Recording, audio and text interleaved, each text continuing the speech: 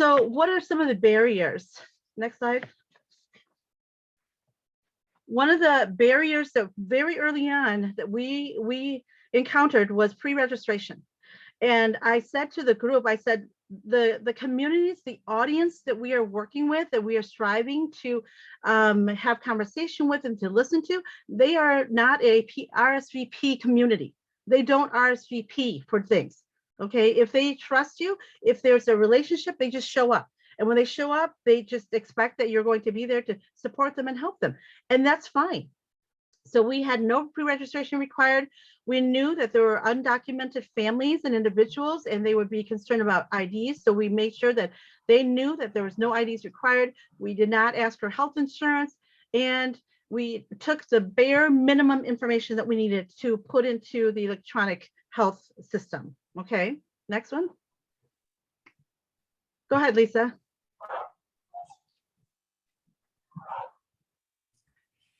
I want to make sure that I talk through some of the barriers that we continue to experience from our perspective as community organizers. And I know some of you also mentioned this in some of the feedback in the pre-event survey. I can't even tell you how many times I've run into jurisdictional boundaries and barriers to the organizing that we're trying to do. I have a better understanding of it today, but that continues to be a barrier, perhaps one entity not communicating with another because there's those jurisdictional boundaries. Finding vaccinators, I can't even tell you what a barrier this has been for the last year and a half. I was just talking to Trish momentarily before this meeting, talking about our challenge finding vaccinators, and vaccinators who understand how this experience should shape up to be through the lens of cultural competency. Partners overall, partners come in a variety of shapes and sizes, but trying to work with organizations across the board. There have been some organizations that we have decided, no thanks, this isn't what we're trying to do. Based on the communities we're serving, this is how it needs to be done based on those listening sessions. So continuously running into barriers. Now, having said that, to date, we have partnered with over 65 organizations throughout our region. So we continue to make movement in that area. Burnout. When I talk about organizing barriers, burnout is huge with public health departments, with us as a team going through all of the work that we have on hand, with the nursing profession, the medical profession.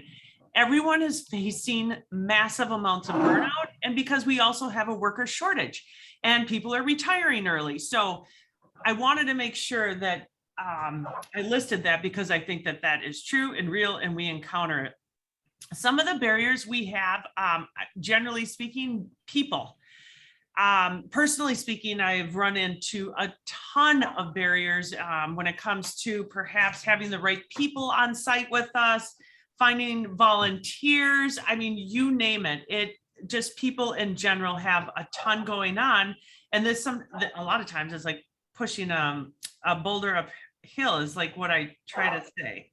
And then logistically, this has been a huge barrier for us. I can't even tell you we have all these materials that we use for our clinics, where to store all the materials, how to transport all the materials. So there are a number of barriers that have been placed, but I will tell you that we continue to burst through these barriers by being creative and not taking no for an answer.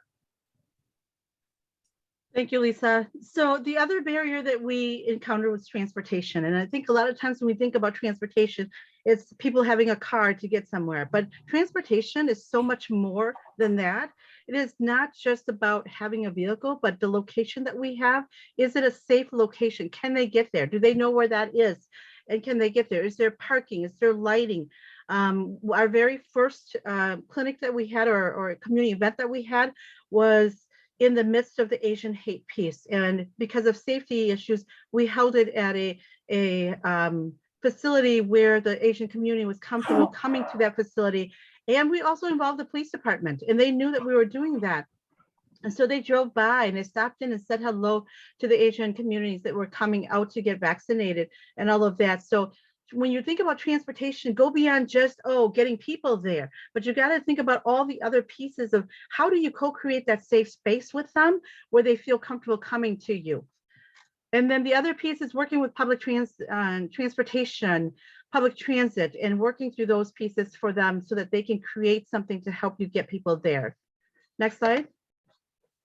You speak my language. This is really important. I want you to keep in mind that as we were doing these clinics, we wanted people to come there and see people that look like them, people who could speak their language. So we had interpreters there, we had coordinators there that were Hmong, were Hispanic, could speak the language, understand that. But even more critically, we had healthcare providers that were Spanish speaking, Hmong speaking, that came there. We had pharmacists, registered nurses, we had doctors in our communities that came there to answer questions. Because the purpose of this event was not to say, you have to come in and we're going to give you a shot, whether you like it or not. It was come so we can answer your question. If there's anything that you need, any misrepresentation that's happening that you're confused about, we're going to answer your questions, and then you make the right decision for yourself and your family. So that was really important. Next. The other piece was really, how do we message this? How do we get information out to people? It's important to share with them. We don't make the assumption that everybody understands that we're going to not require this, not require that. We put it into our flyers and we put that out to everyone so that everyone is on the same page. And we also make sure that our vaccinators and our partners know that as well too, that we are not going to have those barriers that have to be addressed at this event. It's a no barrier type of event. So messaging and doing it up front with the audience that you are working with to show that commitment of this is what we're saying and this is what we're going to do is really critical. So there's nothing left to, well, they're saying that, but I didn't see it in writing anywhere, right? Those are the things you have to overcome to build that trust. Next. It's so important, written language and how we put together our flyers and all of that was really important. That's why we have a review and translation committee. One of the things we have to think about in that is the literacy level of the audience that you are working with, that you are trying to outreach to. What is their literacy level? And how do we use terminology that they understand? That's really important. And how do we be short and to the point without having them read a novel before they come in? The other thing and the other pushback we got, even from the communities of color, was why do you have to translate everything? Not everybody speaks Hmong. Not everybody is literate in Hmong or literate in Spanish. And what we say to them is we do that to promote that because we also know the literacy piece is also another piece that we are very in tune with, is that people who are able to learn and become literate in their native language, it's easier for them to learn another language. And so part of what we want to do is to really promote that literacy piece as well too. That's another piece of equity and inequity that exists within our community. So that was really important to us. And it was how we put everything together. Next slide. So communication channels, how were we going to get this information out to them?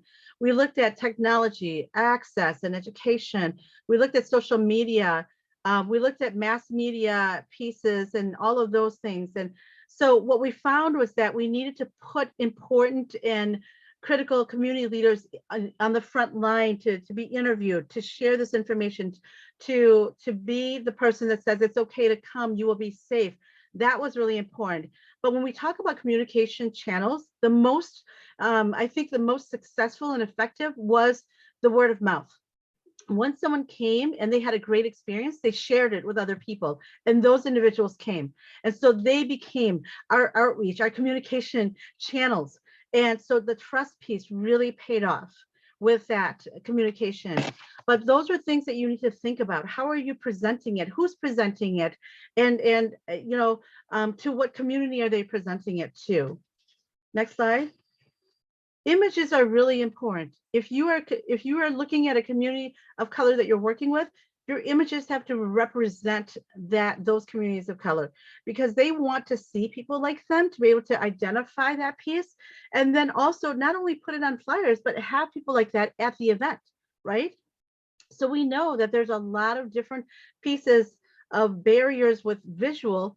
seeing someone that looks like me, visual in terms of what we actually put on a flyer, and all the other barriers that people have in terms of being able to overcome. Is this really for me? Do I really belong? Should I really do this? And so we wanted to make sure that all those visual barriers were addressed. In some of our flyers, we used more photos and pictures than we did words, because that was very powerful to them, and that's what they understood looking at those visuals. Next. Electronic health records was a tremendous barrier to us, because our whole process is not just about quantity of people coming in, but the quality of that experience and making that a positive experience. So electronic health records are very cumbersome. They require you to, get a lot of information and fill things out and all of that. So we were very intentional about who we partnered with and how much of electronic health records processing they were going to do on site versus outside of that, or behind the scenes. That was really important to us. So that is one of the things that I want to leave with you is, how does that work, and how does that, understand what that process looks like with your vaccinators and people providing vaccines and all of that. So that was a barrier. Next. So, we were thinking of doing another breakout session, but with the limited time that we have right now, we're probably not going to do that.